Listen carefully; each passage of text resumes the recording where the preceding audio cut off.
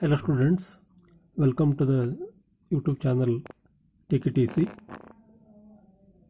So in this tutorial I am going to continue the Unit 1 ARM Embedded Systems and ARM Processor Fundamentals of the 5th semester ENC Diploma.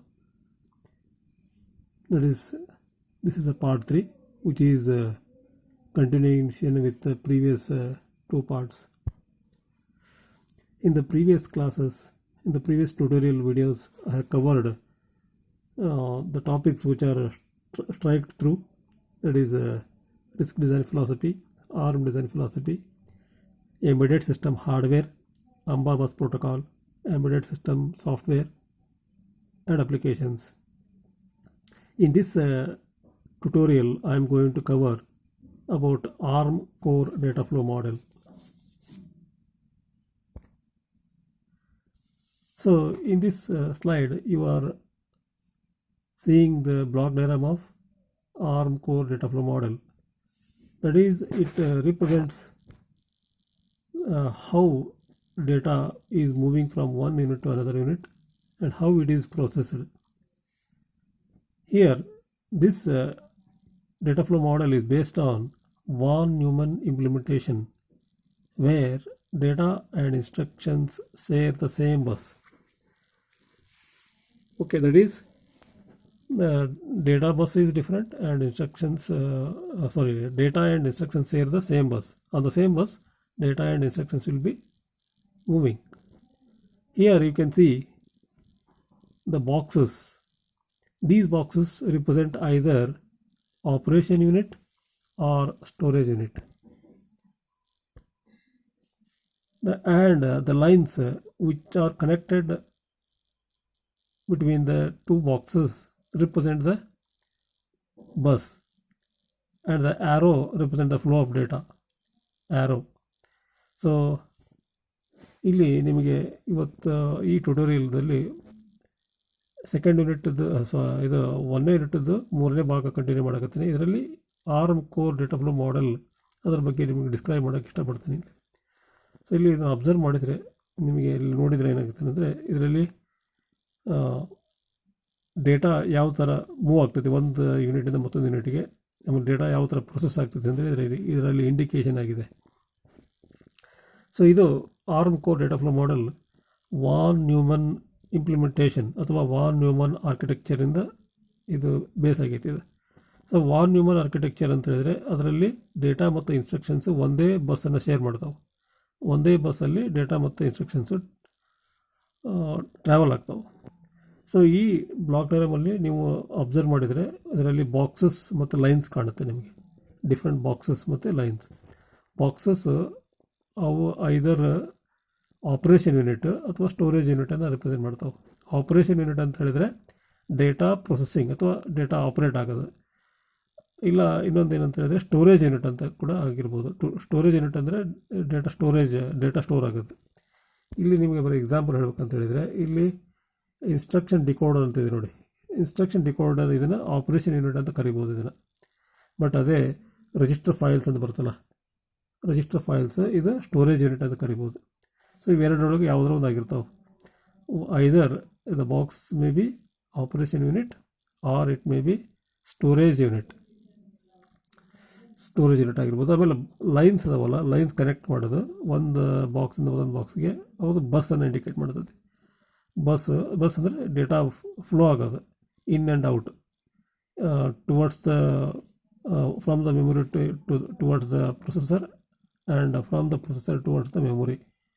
So ಇಲ್ಲಿ reading ಮತ್ತು writing ಏನೈತಲ್ಲ ಅದು bus through ಆಗ್ತೈತೆ. Data reading ಇರ್ಬೋದು, data writing ಇರ್ಬೋದು. So bus through ಆಗ್ತೈತೆ ಇಲ್ಲಿ. So ಇಲ್ಲಿ ಆ್ಯರೋ ಇಂಡಿಕೇಟ್ ಮಾಡುತ್ತೆ ಡೈರೆಕ್ಷನ್, ವೆದರ್ ಇದು ರೀಡ್ ಆಗ್ತಾ ಇದೆಯೋ ಡೇಟಾ ಅಥವಾ ರೈಟ್ ಆಗ್ತಾಯಿದೆ ಅಂತೇಳಿ ಆ್ಯರೋ. ಸೊ ಇಲ್ಲಿ ಅಬ್ಸರ್ವ್ ಮಾಡಿದ್ರೆ ಗೊತ್ತಾಗುತ್ತೆ ನಿಮಗೆ, ಇಲ್ಲಿ ರೀಡ್ ಅಂತ ಇಂಡಿಕೇಟ್ ಮಾಡಿದೆ ನೋಡಿರಿ.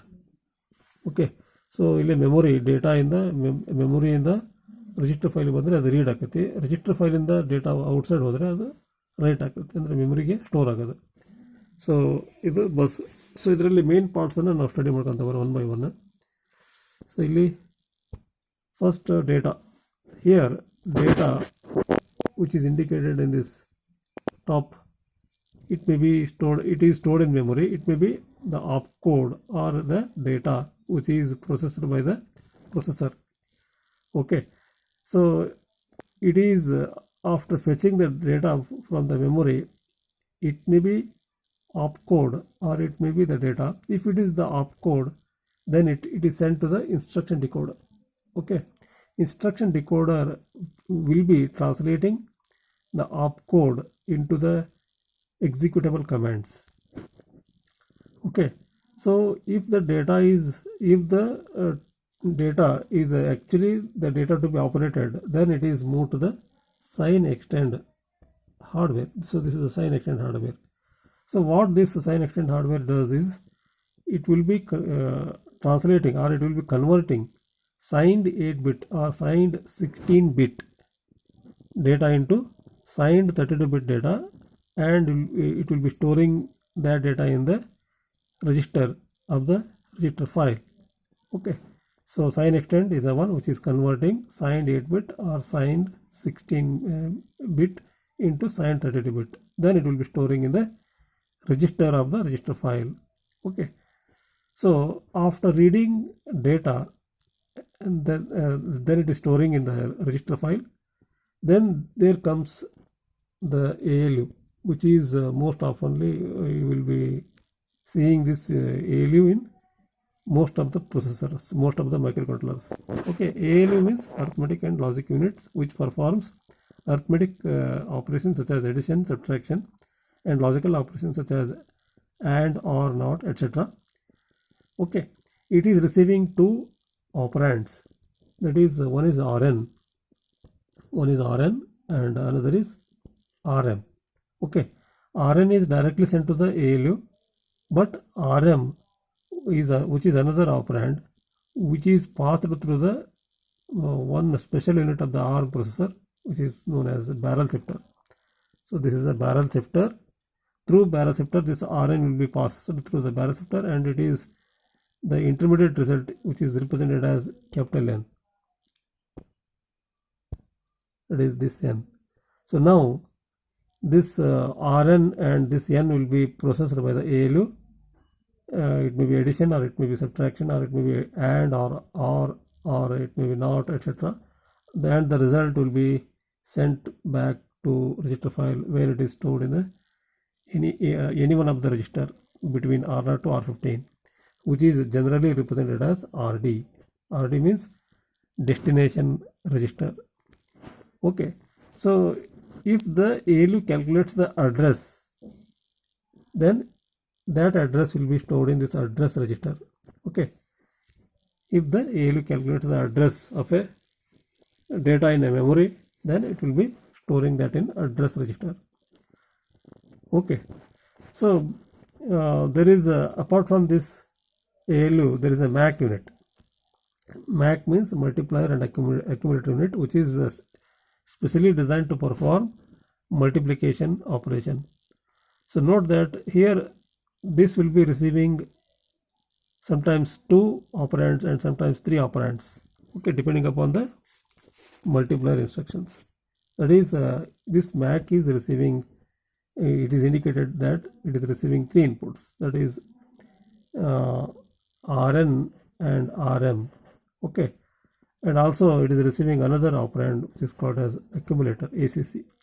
Sometimes it is using only 2 operands and sometimes it is using 3 operands depending upon the multiplier instructions. So after the after multiplication, the result is once again stored, will be stored in any one of the register in the register file, okay, which is indicated once again as RD. Okay, so this is about a MAC unit. So this is about ALU and MAC. Apart from this, the important thing is that there is a barrel shifter. Okay, so now let us talk about the barrel shifter. Barrel shifter is a special hardware, special part in a data flow model of the ARM core. Here it is used to pre-process one of the operands before entering the ALU. That is usually it is used to shift the data either left side or to the right side or it is used to rotate the bits of the data. Then after that it will be sent to the ALU. That is, barrel shifter is the one which is used to shift the data left side, right side, or rotate the data. Then the output of that is sent to the ALU. So barrel shifter is one of the important feature of this ARM processor. Okay, so then address register is increment. There is another processing unit known as incrementer. This will be incrementing the address register, and again it is storing in the address register, because this is used to fetch a data or fetch a opcode from the memory. Okay, so in order to access the next instruction, address register must be incremented by some value. That is done by incrementer. So this address register gives address which is used to access the data. So here address of the data or address of the instruction in the memory is usually tracked by the help of program counter register, program counter PC, which is shortly called as PC. So here usually the register R15 is used as program counter. So this is usually pointing to the next instruction of the program stored in memory. So with the help of this program counter, the next instruction will be fetched by the processor and it is executed. Okay, so this is about the brief idea about how the data flows and how the data is processed. Here note that this ALU or the MAC will be receiving the data through the two internal buses known as A and B. A and B are the internal buses where the two operands will be received. Okay, so ನಿಮಗೆ ಇಲ್ಲಿ arm core data flow model ಬಗ್ಗೆ ಹೇಳ್ಬೇಕಂತ ಹೇಳಿದರೆ, ಇಲ್ಲಿ observe ಮಾಡಿದರೆ ಆಗಲೇ ಹೇಳಿದಂಗೆ ಇಲ್ಲಿ ಇರ್ತಕ್ಕಂಥ ಬ್ಲಾಕ್ಸು ಅವು ಸ್ಟೋರೇಜ್ ಯೂನಿಟ್ ಆಗಿರ್ಬೋದು ಅಥವಾ ಪ್ರೊಸೆಸಿಂಗ್ ಯೂನಿಟ್ ಆಗಿರ್ಬೋದು. ಆಮೇಲೆ ಲೈನ್ಸು ಬಸ್ ಆಗಿರ್ತದೆ. ಓಕೆ, ಸ್ಟೋರೇಜ್ ಯೂನಿಟ್ ಅಂದರೆ ಸ್ಟೋರ್ ಮಾಡೋದು ಡೇಟಾನ. ಆಮೇಲೆ ಆಪ್ರೇಷನ್ ಯೂನಿಟ್ ಅಂದರೆ ಆಪ್ರೇಟ್ ಆಗೋದು. ಎರಡರಾಗ ಒಂದಿರ್ತಾವೆ ಬಾಕ್ಸು. ಆಮೇಲೆ ಬಾಕ್ಸ್ ನಡುವೆ ಕನೆಕ್ಟ್ ಆಗಿರ್ತಕ್ಕಂಥ ಲೈನ್ ಐತಲ್ಲ ಅದು ಬಸ್ ಅದು. ಆಮೇಲೆ ಆ್ಯರೋ ಐತಲ್ಲ, ಆ್ಯರೋ ಡೈರೆಕ್ಷನ್ನು ಅದು ಫ್ಲೋ ಆಫ್ ಡೇಟಾ ಇಂಡಿಕೇಟ್ ಮಾಡ್ತದೆ, ಯಾವ ಡೈರೆಕ್ಷನಲ್ಲಿ ಫ್ಲೋ ಆಗ್ತಾಯಿದೆ ಅಂತೇಳಿ. ಅಂದರೆ ರೀಡಿಂಗ್ ಇರ್ಬೋದು ಅಥವಾ ರೈಟಿಂಗ್ ಇರ್ಬೋದು ಅಂತೇಳಿ. ಓಕೆ, ಇಲ್ಲಿ ನಿಮಗೆ ಸ್ಟೋರೇಜ್ ಯೂನಿಟ್ ಅಂತ ಹೇಳ್ಬೇಕಂತ ಹೇಳಿದ್ರೆ ಎಕ್ಸಾಂಪಲ್ ಆಗಿ ಇಲ್ಲಿ ರಿಜಿಸ್ಟರ್ ಫೈಲ್ ಐತಲ್ಲ, ಇದು ಸ್ಟೋರೇಜ್ ಯೂನಿಟ್ ಅದು, ಯಾಕೆ ಸ್ಟೋರ್ ಮಾಡೋದು. ಆಮೇಲೆ address register is also storage unit. Okay, so next ಇಲ್ಲಿ ಇನ್ಕ್ರಿಮೆಂಟರ್ ಕೂಡ ನಾವು ಸ್ಟೋರೇಜ್ ಯೂನಿಟ್ ಅಂದ್ರೆ ಕರಿಬೋದು, ಬಟ್ ಅಲ್ಲಿ ಆಪ್ರೇಷನ್ ಕೂಡ ಆಗ್ತೈತಿ. ಸೊ ನೆಕ್ಸ್ಟ್ ಬರೋದು ಇಲ್ಲಿ ಇನ್ಸ್ಟ್ರಕ್ಷನ್ ಡಿಕೋಡರ್ ಇದು operation unit. Exine extend is operation unit. Barrel shifter is also operation unit. MAC is also operation unit. So like this, each box will be either operation unit or storage unit. ಅಂದರೆ ಪ್ರತಿಯೊಂದು box ಒಂದು ಅದು storage unit ಆಗಿರ್ಬೋದು ಅಥವಾ operation unit ಆಗಿರ್ಬೋದು. So ಇಲ್ಲಿ observe ಮಾಡಿದಾಗ first ಟಾಪಲ್ಲಿ data ಬರುತ್ತೆ, ಡೇಟಾ ಅಂತ ಇಂಡಿಕೇಟ್ ಮಾಡುತ್ತೆ. ಇದು ಮೆಮೊರಿ ಸ್ಟೋರ್ ಆಗಿರ್ತೈತಿ. ನಾವು ಪ್ರೋಗ್ರಾಮನ್ನು ಬರುತ್ತಲ್ಲ, ಪ್ರೋಗ್ರಾಮ್ ಯೂಸಲಿ ಮೆಮೊರಿ ಸ್ಟೋರ್ ಆಗಿರ್ತೈತಿ. ಪ್ರೋಗ್ರಾಮಿಂಗಲ್ಲಿ ಯೂಸಲಿ ಇನ್ಸ್ಟ್ರಕ್ಷನ್ಸ್ ಇರ್ತಾವೆ ಮತ್ತು ಅದ್ರ ಜೊತೆಗೆ ಡೇಟಾ ಕೂಡ ಇರ್ತೈತಿ. ಸೊ ಅದು ಅಕಸ್ಮಾತ್ ಇನ್ಸ್ಟ್ರಕ್ಷನ್ ಆಗಿತ್ತು ಅಂದರೆ ಅದರ ಆಪ್ಕೋಡ್ ಏನಾಗುತ್ತೆ ಅಂದರೆ ಇಲ್ಲಿ ಇನ್ಸ್ಟ್ರಕ್ಷನ್ ಡಿಕೋಡರ್ ಹೋಗುತ್ತೆ. ಓಕೆ, ಇಲ್ಲಿ ಡೇಟಾ ಇನ್ಸ್ಟ್ರಕ್ಷನ್ ಡಿಕೋಡರ್ ಹೋಗುತ್ತೆ. ಇನ್ಸ್ಟ್ರಕ್ಷನ್ ಡಿಕೋಡರ್ ಏನು ಮಾಡುತ್ತೆ ಅಂದರೆ ಇದು ಇನ್ಸ್ಟ್ರಕ್ಷನ್ ಆಪ್ಕೋಡನ್ನು ಮಷಿನ್ ಕೋಡಾಗಿ ಕನ್ವರ್ಟ್ ಮಾಡ್ತೈತಿ. ಆಮೇಲೆ ಎಕ್ಸಿಕ್ಯೂಟಬಲ್ ಕಮಾಂಡ್ಸಾಗಿ ಕನ್ವರ್ಟ್ ಮಾಡಿ ಅಪ್ರಾಪ್ರಿಯೇಟ್ ಸರ್ಕ್ಯೂಟ್ಸನ್ನು ಆ್ಯಕ್ಟಿವೇಟ್ ಮಾಡುತ್ತದೆ ಇನ್ಸ್ಟ್ರಕ್ಷನ್ ಡಿಕೋಡರ್. ಓಕೆ, ಅಕಸ್ಮಾತ್ ಡೇಟಾ ಫೆಚ್ ಮಾಡಿರೋದು ಅಥವಾ ರೀಡ್ ಮಾಡಿರೋದು ಅದು ಡೇಟಾ ಆಗಿತ್ತಂದರೆ, ಅಂದರೆ ಈಗ ಫಾರ್ ಎಕ್ಸಾಂಪಲ್ ಪ್ರೋಗ್ರಾಮಿಂಗಲ್ಲಿ ಇನ್ಸ್ಟ್ರಕ್ಷನ್ ಇರ್ತದೆ ಮತ್ತು ಡೇಟಾ ಇರ್ತೈತಿ. ಈ ಇನ್ಸ್ಟ್ರಕ್ಷನ್ ಆಪ್ಕೋಡ್ ಮತ್ತು ಡೇಟಾ ಆಗಿತ್ತಂದರೆ ಅದು ಸೈನ್ ಎಕ್ಸ್ಟೆಂಡ್ ಹಾರ್ಡ್ವೇರ್ ಬರ್ತೈತಿ. ಇಲ್ಲಿ ಸೈನ್ ಎಕ್ಸ್ಟೆಂಡ್ ಹಾರ್ಡ್ವೇರ್ ಏನು ಮಾಡುತ್ತೆ ಅಂದರೆ ಅದು ಮೆಮೊರಿಲಿರ್ತಕ್ಕಂಥ ಸೈನ್ಡ್ 8 ಬಿಟ್ ಅಥವಾ ಸೈನ್ಡ್ 16 ಬಿಟ್ ಡೇಟಾನ ಸೈನ್ಡ್ 32 ಬಿಟ್ ಆಗಿ ಕನ್ವರ್ಟ್ ಮಾಡ್ತೈತಿ. ದೆನ್ ಅದನ್ನು ಯಾವುದರ ಒಂದು ರಿಜಿಸ್ಟ್ರಲ್ಲಿ ಸ್ಟೋರ್ ಮಾಡ್ತೈತಿ. R0 to R15 ಇರ್ತಲ್ಲ, ಇದರೊಳಗಡೆ R0 ಇರ್ಬೋದು, R1 ಇರ್ಬೋದು, R2 ಇರ್ಬೋದು, ಯಾವುದರ ಒಂದು ರಿಜಿಸ್ಟ್ರಲ್ಲಿ ಸ್ಟೋರ್ ಮಾಡ್ತೈತಿ. ಸೊ ಸೈನ್ ಎಕ್ಸ್ಟೆಂಡ್ ಅಂದರೆ it will be converting signed 8 bit or signed 16 bit into signed 32 bit. Then it is storing in any one of the registers ಅಂತ ಹೇಳ್ತಾರೆ. ಓಕೆ, ಇದು ರೀಡಿಂಗ್ ಆಪ್ರೇಷನ್ ಆ್ಯಕ್ಚುಲಿ ಇದು.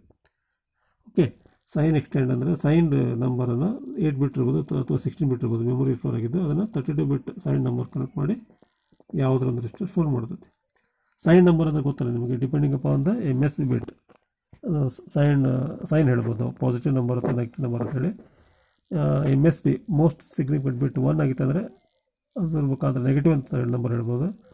MSB ಬಿಟ್ 0 ಆಗಿತ್ತಂದರೆ ಅದು positive number ಅಂತ ಹೇಳ್ಬೋದು. Okay, so ಇದು reading ಆದಮೇಲೆ register ಫೈಲಲ್ಲಿ ಬರುತ್ತೆ ಇದು. ಸೊ ಜೊತೆಗೆ ಇಲ್ಲಿ ನೆಕ್ಸ್ಟ್ ಬ್ಲಾಕ್ ಬರೋದು ರಿಜಿಸ್ಟರ್ ಫೈಲ್ ಬರ್ತೈತಿ. ರಿಜಿಸ್ಟರ್ ಫೈಲ್ ಅಂತ ಹೇಳಿದರೆ ಇಲ್ಲಿ R0 to R15 register file ಬರ್ತಾವೆ. ಅಂದರೆ ಟೋಟಲ್ ಆಗಿ 16 ರಿಜಿಸ್ಟರ್ಸ್ ಇದೆ. ಎಲ್ಲ ರಿಜಿಸ್ಟರ್ಸು 32 ಬಿಟ್ ಲೆಂತ್ ಇದೆ ಇಲ್ಲಿ. ಸೊ 32 ಬಿಟ್ ಡೇಟಾ ಹೋಲ್ಡ್ ಮಾಡ್ಬೋದು ಅಥವಾ ಅಡ್ರೆಸ್ಸನ್ನು ಕೂಡ ಹೋಲ್ಡ್ ಮಾಡ್ಬೋದು. ನೆಕ್ಸ್ಟ್ ಇಲ್ಲಿ ALU ಬರುತ್ತೆ. ALU ಅಂದರೆ ಅರ್ಥಮೆಟಿಕ್ ಆ್ಯಂಡ್ ಲಾಜಿಕಲ್ ಯೂನಿಟ್. ಇದು ಯೂಸಲಿ ಎಲ್ಲ ಪ್ರೊಸೆಸರಲ್ಲಿ, ಎಲ್ಲ ಮೈಕ್ರೋ ಕಂಟ್ರೋಲರ್, ಎಲ್ಲ ಮೈಕ್ರೋ ಪ್ರೊಸೆಸರಲ್ಲಿ ಇದು ಇರುತ್ತೆ. ಏನು ಮಾಡುತ್ತೆ ALU ಅಂತ ಹೇಳಿದರೆ ಅರ್ಥಮೆಟಿಕ್ ಆ್ಯಂಡ್ ಲಾಜಿಕಲ್ ಯೂನಿಟ್ ಅಂತ ಹೇಳಿದರೆ ಅರ್ಥಮೆಟಿಕ್ ಆಪರೇಷನ್ಸ್ ಮತ್ತು ಲಾಜಿಕಲ್ ಆಪರೇಷನ್ಸನ್ನು ಪರ್ಫಾರ್ಮ್ ಮಾಡುತ್ತೆ. ಅರ್ಥಮೆಟಿಕ್ ಅಂದರೆ ಎಡಿಷನ್, ಸಬ್ಟ್ರಾಕ್ಷನ್ನು. ಆಮೇಲೆ ಲಾಜಿಕಲ್ ಆಪರೇಷನ್ಸ್ ಅಂದರೆ ಆ್ಯಂಡ್, ಆರ್, ನಾಟ್ ಅಂತೇಳಿ ಆಪರೇಟ್ ಆಗುತ್ತೆ. ಸೊ ಇದರಲ್ಲಿ ALUಗೆ 2 ಆಪರೆಂಡ್ ಬೇಕೇ ಬೇಕಿಲ್ಲ, 2 ಆಪರೆಂಡ್ಸ್ ಆರ್ ನೆಸೆಸರಿ. ಸೊ 1 ಆಪರೆಂಡು RN ಅಂತ ಕರಿತೀವಿ ಅದನ್ನು, ಅದು ಇಂಟರ್ನಲ್ ಬಸ್ A ಇಂದ ಬರ್ತದೆ ಇಲ್ಲಿ. ಇನ್ನೊಂದು B ಆಪರೆಂಡ್, RM ಆಪರೆಂಡು, ಅದು B ಬಸ್ ಥ್ರೂ ಬರ್ತದೆ. ಸೊ ಇಲ್ಲಿ ಅಬ್ಸರ್ವ್ ಮಾಡಿದಾಗ 1 ಆಪರೆಂಡ್ ಡೈರೆಕ್ಟಾಗಿ ಬರ್ತದೆ ALUಗೆ. ಇನ್ನೊಂದು ಆಪರೆಂಡ್ RM ಐತಲ್ಲ, ಅದು ಬ್ಯಾರಲ್ ಶಿಫ್ಟ್ ಮುಖಾಂತರ ಪಾಸಾಗಿ ಬರ್ತದೆ. ಓಕೆ, ಬ್ಯಾರಲ್ ಶಿಫ್ಟ್ ಮುಖಾಂತರ ಪಾಸಾಗಿ N ಅಂತ ಬರ್ತದೆ, ಅದು N ಅಂತ ಹೇಳಿ ಇಂಟರ್ಮೀಡಿಯೇಟ್ ನಂಬರ್ ಆಗಿ ಬರ್ತದೆ. ಸೊ ಇದು ALU ಅವೆರಡನ್ನು ಅರ್ಥಮೆಟಿಕ್ ಮತ್ತು ಲಾಜಿಕಲ್ ಆಪರೇಷನ್ಸ್ ಮಾಡಿ ರಿಸಲ್ಟನ್ನು ಮತ್ತು ಬ್ಯಾಕ್ ಯಾವುದರ ಒಂದು register ಫೈಲಲ್ಲಿ store ಆಗ್ತಿರ್ತದೆ. R0, R1, R2 ಅಂತೇಳಿ ಯಾವುದರ ರಿಜಿಸ್ಟರ್ ಇರ್ಬೋದು ಅದರ ಸ್ಟೋರ್ ಆಗಿರ್ತೈತಿ. ಅದನ್ನು ಜನರಲ್ ಆಗಿ RD ಅಂತ ರಿಪ್ರೆಸೆಂಟ್ ಮಾಡ್ತಾರೆ ಅಲ್ಲಿ. ಓಕೆ, ಸೊ ಇಲ್ಲಿ ಅಬ್ಸರ್ವ್ ಮಾಡಿದಾಗ ಇಲ್ಲಿ RN ಮತ್ತು RM ಇಂಟರ್ನಲ್ ಬಸ್ಸಸ್ A ಮತ್ತು B ಇಂದ A ಬಸ್ಸು ಮತ್ತು B ಬಸ್ ಇಂಟರ್ನಲ್ ಬಸ್ಸಸ್ ಇವು, ಅದರಿಂದ ರಿಸೀವ್ ಆಗ್ತದೆ. ಸೊ ಇಲ್ಲಿ ಅಬ್ಸರ್ವ್ ಮಾಡಿದಾಗ ಇನ್ನೊಂದು ಡೇಟಾ ಆಯ್ತಲ್ಲ, ಇದು 2ನೇ ಆಪರೆಂಡು RM, ಅದು ಬ್ಯಾರಲ್ ಶಿಫ್ಟ್ ಮುಖಾಂತರ ಮೂವ್ ಆಗ್ತೈತಿ. ಸೊ ಬ್ಯಾರಲ್ ಶಿಫ್ಟರ್ ಅಂದರೆ ಇದು ಸ್ಪೆಷಲ್ ಹಾರ್ಡ್ವೇರ್ ARM ಪ್ರೊಸೆಸರಲ್ಲಿ. ಇದೇನು ಮಾಡುತ್ತೆ, ಡೇಟಾನ ಲೆಫ್ಟ್ ಸೈಡ್ ಶಿಫ್ಟ್ ಮಾಡೋದಿರ್ಬೋದು ಅಥವಾ ರೈಟ್ ಸೈಡ್ ಶಿಫ್ಟ್ ಮಾಡೋದಿರ್ಬೋದು ಅಥವಾ ರೊಟೇಟ್ ಮಾಡೋದಿರ್ಬೋದು. ಈ ಥರ ಶಿಫ್ಟಿಂಗ್ ಇನ್ಸ್ಟ್ರಕ್ಷನ್ಸನ್ನು ಇದು ವರ್ಕ್ ಮಾಡ್ತೈತಿ. N ಬಿಟ್ ಶಿಫ್ಟ್ ಮಾಡ್ಬೋದು ನಾವು ಎಟ್ ಅ ಟೈಮ್, 3 ಬಿಟ್, 4 ಬಿಟ್, 5 ಬಿಟ್ ಈ ಥರ ಶಿಫ್ಟಿಂಗ್ ಆಗೋದು, right side, left side. So logical ಶಿಫ್ಟಿಂಗನ್ನು ಮಾಡಿ ಲಾಸ್ಟಿಗೆ N ಅಂತ ಪ್ರೀ ಪ್ರೊಸೆಸ್ಡ್ ಡೇಟಾ ಕೊಡುತ್ತೆ, N ಅಂತೇಳಿ. ಸೊ ಇದು ಪ್ರೀ ಪ್ರೊಸೆಸಿಂಗ್ ಮಾಡಿ ನೆಕ್ಸ್ಟ್ ALUಗೆ ಹೋಗುತ್ತೆ ಅದು. ಸೊ ALUಯಲ್ಲಿ ನಾವು ಒಂದು ಡೈರೆಕ್ಟ್ಲಿ ವಿದೌಟ್ ಎನಿ ಶಿಫ್ಟಿಂಗ್, ಇನ್ನೊಂದು ಶಿಫ್ಟ್ ಆಗಿ ಬರ್ಬೋದು ಅಥವಾ ಶಿಫ್ಟ್ ಆಗದೇ ಬರ್ಬೋದು. ಇದು RM ಐತಲ್ಲದು. ಓಕೆ, ಸೊ ಇದು ಬ್ಯಾರಲ್ ಶಿಫ್ಟರ್ ಆಯಿತು. ನೆಕ್ಸ್ಟ್ ಇದಾದಮೇಲೆ ಇನ್ನು ನೆಕ್ಸ್ಟ್ ಯೂನಿಟು ಮ್ಯಾಕ್ ಅಂತ ಬರ್ತೈತಿ. ಮ್ಯಾಕ್ ಅಂತ ಹೇಳಿದರೆ ಮಲ್ಟಿಪ್ಲೈಯರ್ ಆ್ಯಂಡ್ ಅಕ್ಯುಮುಲೇಟರ್ ಯೂನಿಟ್. ಇಲ್ಲಿ ಅಬ್ಸರ್ವ್ ಮಾಡಿದಾಗ ALUಯಲ್ಲಿ ಮಲ್ಟಿಪ್ಲಿಕೇಶನ್ ಆಗಂಗಿಲ್ಲ, ಬಟ್ ಇಲ್ಲಿ ಮಲ್ಟಿಪ್ಲಿಕೇಶನ್ ಅಕ್ಯುಮುಲೇಟರ್ ಯೂನಿಟ್ ಐತಲ್ಲ, ಇದು ಸಪ್ರೇಟಾಗಿ ಮಲ್ಟಿಪ್ಲೈ ಮಾಡುತ್ತೆ ಇದು. ಬಟ್ ಇಲ್ಲಿ ಅಬ್ಸರ್ವ್ ಮಾಡಿದಾಗ 3 ಆಪರೆಂಡ್ಸನ್ನು ರಿಸೀವ್ ಮಾಡ್ಕೊತೈತಿ ಇದು ಮ್ಯಾಕ್. ಒಂದನೇದ್ದು RN ಡೈರೆಕ್ಟಾಗಿ ಮ್ಯಾಕ್ ಹೋಗುತ್ತೆ, ಇನ್ನೊಂದು RM ಅದು ಕೂಡ ಡೈರೆಕ್ಟಾಗಿ ಥ್ರೂ B ಬಸ್ ಹೋಗುತ್ತೆ. ಜೊತೆಗೆ ಇನ್ನೊಂದು ಆಪರೆಂಡು ACC ಅಂತಿದೆ. ಸೊ 3 ಆಪರೆಂಡ್ಸನ್ನು ರಿಸೀವ್ ಇಲ್ಲಿ ಕನೆಕ್ಟ್ ಮಾಡೈತಿ. ಸೊ ಇಲ್ಲಿ ಮ್ಯಾಕ್ ಅಂದರೆ ಮಲ್ಟಿಪ್ಲೈಯರ್ ಇನ್ಸ್ಟ್ರಕ್ಷನ್ಸು, ಕೆಲವೊಂದು ಮಲ್ಟಿಪ್ಲೈಯರ್ ಇನ್ಸ್ಟ್ರಕ್ಷನ್ಸ್ 2 ಆಪರೆಂಡು, ಕೆಲವೊಂದು ಮಲ್ಟಿಪ್ಲೈಯರ್ ಇನ್ಸ್ಟ್ರಕ್ಷನ್ 3 ಆಪರೆಂಡ್ ಇರ್ಬೋದು. ಅದಕ್ಕೆ ಇಲ್ಲಿ 3 ಆಪರೆಂಡ್ಸನ್ನು ಇಂಡಿಕೇಟ್ ಮಾಡುತ್ತೀವಿ. ಸೊ ಇದು ಕೂಡ ಮಲ್ಟಿಪ್ಲೈ ಇರ್ತಕ್ಕಂಥ ರಿಸಲ್ಟನ್ನು ಮತ್ತು ಬ್ಯಾಕ್ ರಿಜಿಸ್ಟರ್ ಫೈಲ್ ಸ್ಟೋರ್ ಮಾಡ್ತೈತೆ, RD ಅಂತೇಳಿ ಜನರಲ್ ಆಗಿ ಇಲ್ಲಿ ಡಿಸ್ಕ್ರೈಬ್ ಮಾಡುತ್ತೆ. ಸೊ ಇದಾದಮೇಲೆ ನೆಕ್ಸ್ಟ್ ಬರೋದು ಅಡ್ರೆಸ್ ರಿಜಿಸ್ಟರ್ ಬರ್ತೈತಿ. ಸೊ ಇಲ್ಲಿ ALUದು ರಿಸಲ್ಟನ್ನು ಅರ್ಥಮೆಟಿಕ್ ಆಪರೇಷನ್ಸ್ ಇದ್ದರೆ, ಅರ್ಥಮೆಟಿಕ್ ರಿಸಲ್ಟ್ ಇದ್ದರೆ ಅದನ್ನು ಬ್ಯಾಕ್ ರಿಸಲ್ಟ್ ಸ್ಟೋರ್ ಮಾಡ್ತೈತಿ. ಅಥವಾ ಅದು ಅಡ್ರೆಸ್ ಆಗಿತ್ತಂದರೆ ALU ಔಟ್ಪುಟ್ಟು ಅಡ್ರೆಸ್ ರಿಜಿಸ್ಟರ್ ಬರ್ತೈತಿ, ಅಡ್ರೆಸ್ ರಿಜಿಸ್ಟ್ರಿಗೆ. ಓಕೆ, ಸೊ ಅಡ್ರೆಸ್ ರಿಜಿಸ್ಟ್ರಲ್ಲಿರ್ತಕ್ಕಂಥ ವ್ಯಾಲ್ಯೂ ಅಂದರೆ ಅಡ್ರೆಸ್ ಅದು. ನೆಕ್ಸ್ಟು ಇನ್ಕ್ರಿಮೆಂಟ್ ಅಂತ ಹೇಳಿದರೆ ಇದು ಅಡ್ರೆಸ್ ರಿಜಿಸ್ಟರ್ ಕಂಟೆಂಟನ್ನು ಇನ್ಕ್ರಿಮೆಂಟ್ ಮಾಡುತ್ತೆ. ಸೊ ಯಾಕೆ ಅಂತ ಹೇಳಿದರೆ ಪ್ರೋಗ್ರಾಮ್ ಸ್ಟೋರ್ ಮಾಡ್ತದಲ್ಲ, ಪ್ರೋಗ್ರಾಮಲ್ಲಿ ಒಂದೊಂದು ಇನ್ಸ್ಟ್ರಕ್ಷನ್ ಫೆಚ್ ಮಾಡಬೇಕಂದ್ರೆ ಅದು ಅಡ್ರೆಸ್ ಮುಖಾಂತರ ಫೆಚ್ ಆಗ್ತಿರ್ತೈತಿ. ಸೊ ನೆಕ್ಸ್ಟ್ ಇನ್ಸ್ಟ್ರಕ್ಷನ್ ಫೆಚ್ ಮಾಡ್ಬೇಕಂತ ಹೇಳಿದರೆ ಇನ್ಕ್ರಿಮೆಂಟ್ ಆಗಬೇಕದು. ಸೊ ಅದು ಕೆಲಸ ಇನ್ಕ್ರಿಮೆಂಟರ್ ಮಾಡುತ್ತೆ. ನೆಕ್ಸ್ಟ್ ಇಲ್ಲಿ ಅಡ್ರೆಸ್ ರಿಜಿಸ್ಟರ್ ಅಡ್ರೆಸ್ ಅಂತ ಇಲ್ಲಿ ಇಂಡಿಕೇಟ್ ಮಾಡಿದೆ. ಸೊ ಇಲ್ಲಿ ಇನ್ನೊಂದು ಅಬ್ಸರ್ವ್ ಮಾಡ್ಬೋದು, ಇಲ್ಲಿ ಅಡ್ರೆಸ್ಸು 3 ವೇದಲ್ಲಿ ಅಥವಾ 2 ವೇದಲ್ಲಿ ಬರುತ್ತೆ ನಿಮಗೆ. ಒಂದು ಪಿ ಸಿ ಥ್ರೂ ಬರುತ್ತೆ, ಪಿ ಸಿ ಥ್ರೂ ಆಕ್ಸೆಸ್ ಮಾಡ್ಕೊತೈತಿ. ಇನ್ನೊಂದು ಇಲ್ಲಿ ALU ಕ್ಯಾಲ್ಕುಲೇಟ್ ಆಗಿರ್ತೈತೆ ಅಡ್ರೆಸ್. ಅದು ಪಿ ಸಿ ಅಂದರೆ ಪ್ರೋಗ್ರಾಮ್ ಕೌಂಟರ್. ಅದು ಯೂಸಲಿ R15 ಐತಲ್ಲ ಅದನ್ನು ಪ್ರೋಗ್ರಾಮ್ ಕೌಂಟ್ರಾಗಿ ಯೂಸ್ ಮಾಡ್ತಾರೆ. So P C is nothing but it is the register which holds the next instruction of the program. ಅಂದರೆ ಈಗ ಒಂದು ಪ್ರೋಗ್ರಾಮಲ್ಲಿ ನೆಕ್ಸ್ಟ್ ಇನ್ಸ್ಟ್ರಕ್ಷನ್ ಅಡ್ರೆಸ್ಸನ್ನು ಫೋಲ್ಡ್ ಮಾಡ್ತಿರ್ತೈತಿ. ಅದ್ರ ಮುಖಾಂತರ ಪ್ರೊಸೆಸರ್ ನೆಕ್ಸ್ಟ್ ಇನ್ಸ್ಟ್ರಕ್ಷನ್ ಫೆಚ್ ಮಾಡ್ತಿರ್ತದೆ. Automatically P C ಏನಾಗಿರ್ತದೆ next ಇನ್ಸ್ಟ್ರಕ್ಷನ್ಗೆ update ಆಗಿ ಪಾಯಿಂಟ್ ಮಾಡ್ತಾ ಇರ್ತದೆ. ಸೊ ಪಿ ಸಿ ಮುಖಾಂತರ ನಾವು ಇದು ಪ್ರೊಸೆಸರ್ ಒಂದೊಂದು ಇನ್ಸ್ಟ್ರಕ್ಷನನ್ನು ಫೆಚ್ ಮಾಡಿ ಎಕ್ಸಿಕ್ಯೂಟ್ ಮಾಡ್ತಾ ಇರ್ತೈತಿ. Okay, so this is the address, that is address register and PC. Okay, so this is the brief idea about ARM core data flow model ಇದೆ. So ಇದನ್ನು next ಸ್ಲೈಡಲ್ಲಿ ನಾನು ನಿಮಗೆ ಡೀಟೇಲಾಗಿ ಪಾಯಿಂಟ್ ವೈಸಲ್ಲಿ ಇಂಡಿಕೇಟ್ ಮಾಡೀನಿ. So the main parts ಅಂತ ಹೇಳಿದರೆ instruction ಡಿಕೋಡರು. ಇಲ್ಲಿ ಒಂದ್ಸಗಿ ನಿಮಗೆ already explain ಮಾಡಿದ್ದೀನಿ. ಇದು ಆಪ್ಕೋಡನ್ನು ಎಕ್ಸಿಕ್ಯೂಟಿಬಲ್ ಕಮ್ಯಾಂಡ್ಸ್ ಹಾಕೊಂಡು ಮಾಡ್ತೈತಿ. ಸೈನ್ ಎಕ್ಸ್ಟೆಂಡ್ ಹಾರ್ಡ್ವೇರ್ ಐತಲ್ಲ ಅದು ಸೈನ್ಡ್ 8 ಬಿಟ್ಟು ಅಥವಾ ಸೈನ್ 32 ಬಿಟ್ಟನ್ನು ಸೈನ್ಡ್ 8 ಬಿಟ್ಟು ಸೈನ್ 32 ಬಿಟ್ಟನ್ನು ಸೈನ್ಡ್ 8 ಬಿಟ್ಟು ಅಥವಾ ಸೈನ್ 16 ಬಿಟ್ಟನ್ನು ಸೈನ್ಡ್ 32 ಬಿಟ್ ಆಗಿ ಕನ್ವರ್ಟ್ ಮಾಡಿ ರಿಜಿಸ್ಟ್ರಲ್ಲಿ ಸ್ಟೋರ್ ಮಾಡ್ತೈತಿ. ನೆಕ್ಸ್ಟ್ ರಿಜಿಸ್ಟರ್ ಫೈಲ್ ಅಂತಿದೆ. ರಿಜಿಸ್ಟರ್ ಫೈಲ್ ಅಂತ ಹೇಳಿದರೆ ಇದು R0 to R15 ರಿಜಿಸ್ಟರ್ಸ್ ಇದೆ. ಇದು ಈ ರಿಜಿಸ್ಟರ್ ಫೈಲನ್ನು ಹೋಲ್ಡ್ ಮಾಡ್ತೈತಿ. ಸೊ ಡೇಟಾ ಸ್ಟೋರ್ ಮಾಡೋದಿರ್ಬೋದು, ಅಡ್ರೆಸ್ ಸ್ಟೋರ್ ಮಾಡೋದಿರ್ಬೋದು ಮಾಡ್ಬೋದು. ನೆಕ್ಸ್ಟ್ ALU ಮ್ಯಾಕ್ ಬಗ್ಗೆ ಹೇಳಿದೆ ನಿಮಗೆ. ಅರ್ಥಮೆಟಿಕ್ ಆಪ್ರೇಷನ್ಸು, ಲಾಜಿಕಲ್ ಆಪ್ರೇಷನ್ಸು ಮತ್ತು ಮಲ್ಟಿಪ್ಲರ್ ಆಪ್ರೇಷನ್ಸ್ ಇದ್ರಾಗ ಆಗ್ತದೆ. ಸೊ ಬ್ಯಾರೋ ಶಿಫ್ಟರ್ ಬಗ್ಗೆಯೂ ಕೂಡ ಹೇಳಿದೆ. ಬ್ಯಾರೋ ಶಿಫ್ಟರ್ ಅಂತ ಹೇಳಿದರೆ ಲಾಜಿಕಲ್ ಶಿಫ್ಟಿಂಗ್ ಆಗುತ್ತೆ ಮಾಡುತ್ತಿದೆ. ಅಂದರೆ ನಾವು 2 ಬಿಟ್ ಎಟ್ ಅ ಟೈಮ್ ಶಿಫ್ಟ್ ಮಾಡೋದು, 3 ಬಿಟ್ ಎಟ್ ಅ ಟೈಮ್ ಶಿಫ್ಟ್ ಮಾಡೋದು ಎಲ್ಲ ಮಾಡ್ಬೋದು. ನೆಕ್ಸ್ಟ್ ಅಡ್ರೆಸ್ ರಿಜಿಸ್ಟರ್ ಮತ್ತು ಇನ್ಕ್ರಿಮೆಂಟರ್ ಇದ್ರ ಬಗ್ಗೆ ನಿಮಗೆ ಹೇಳಿದೆ.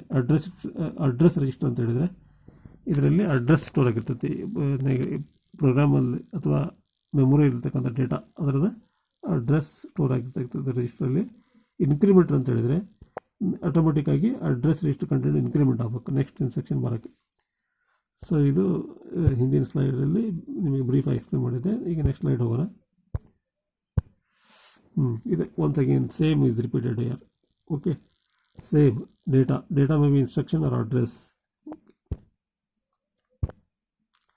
ಸೊ ಇದು ಇನ್ಸ್ಟ್ರಕ್ಷನ್ ಆಗಿರ್ಬೋದು ಅಥವಾ ಅಡ್ರೆಸ್ ಆಗಿರ್ಬೋದು. Instruction decoder translates instruction fetched from memory or for execution.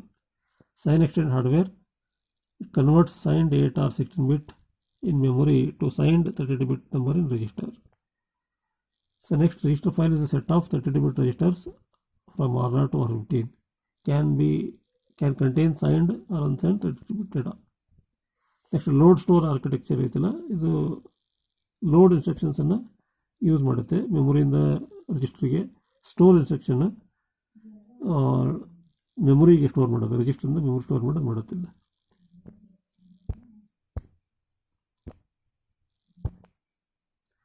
Next ಇಲ್ಲಿ ಬ್ಯಾರಲ್ ಶಿಫ್ಟರ್ ಅಂತ ಬರ್ತದೆ. ಇದು ಇಂಪಾರ್ಟೆಂಟ್ ಥಿಂಗ್. ಆಗಲೇ ನಿಮಗೆ ರಿಪೀಟೆಡ್ ಆಗಿ ಆಗಲೇ ಹೇಳಿದ್ದೀನಿ. ಇದು ARM ಕೋರಲ್ಲಿ ಇಂಪಾರ್ಟೆಂಟ್ ಪಾರ್ಟ್ ಇದು. ಓಕೆ, ಶಿಫ್ಟಿಂಗ್ ಇನ್ಸ್ಟ್ರಕ್ಷನ್ಸಲ್ಲಿ ಯೂಸ್ ಆಗ್ತೈತಿದೆ. ಸೊ ಇಲ್ಲಿ ಯೂಸಲಿ ALU ಐತಲ್ಲ ಅದರಲ್ಲಿ ಒಂದು ಆಪರೆಂಟ್ ಬ್ಯಾರಲ್ ಶಿಫ್ಟರ್ ಮುಖಾಂತರ ಬರುತ್ತೆ ಅದು. Okay, barrel shifter is an important feature of the ARM which pre-processes the register RM before it enters the ALU. Okay, so BS can calculate a wide range of expressions and addresses ಅಂತ ಇದೆ. Okay, addresses ಮತ್ತು ಎಲ್ಲ ಎಕ್ಸ್ಪ್ರೆಷನ್ಸನ್ನು calculate ಮಾಡುತ್ತೆ. ALU uses values RN and RM from the internal buses A and B. Okay, ALU performs ALU operations between RN and N. Okay, ಇದು already discuss ಆಗಿದೆ. ಇದು next slide ಹೋಗಿ. So ಇಲ್ಲಿ ಮಲ್ಟಿಪ್ಲರ್ accumulator ಒಂದು ಆಗಲೇ ಹೇಳಿದಂಗೆ ಇದು ಮಲ್ಟಿಪ್ಲಿಕೇಶನ್ಗೆ ಯೂಸ್ ಮಾಡ್ತಾರೆ. ಅಕ್ಯುಮುಲೇಟರ್ ಅಂತ ಹೇಳಿದರೆ ಕೆಲವೊಂದು ಸರಿ ಇದು ಬೇಗ ಎಕ್ಸ್ಟ್ರಾ ಅಂದರೆ ಡ್ಯೂರಿಂಗ್ ಮಲ್ಟಿಪ್ಲಿಕೇಶನ್ ರನ್ನಿಂಗ್ ಟೋಟಲ್ಗೆ ಹೆಲ್ಪ್ ಮಾಡುತ್ತದೆ. So next address register incrementer already covered. Okay, so this is all about ARM core data flow model. So ಇದು ಭಾಳ ಇಂಪಾರ್ಟೆಂಟ್. ಇದು ARM core data flow model usually diploma ಎಕ್ಸಾಮಲ್ಲಿ usually 10 ಮಾರ್ಕ್ಸಿಗೆ ಕೇಳೋ chances ಇರುತ್ತೆ.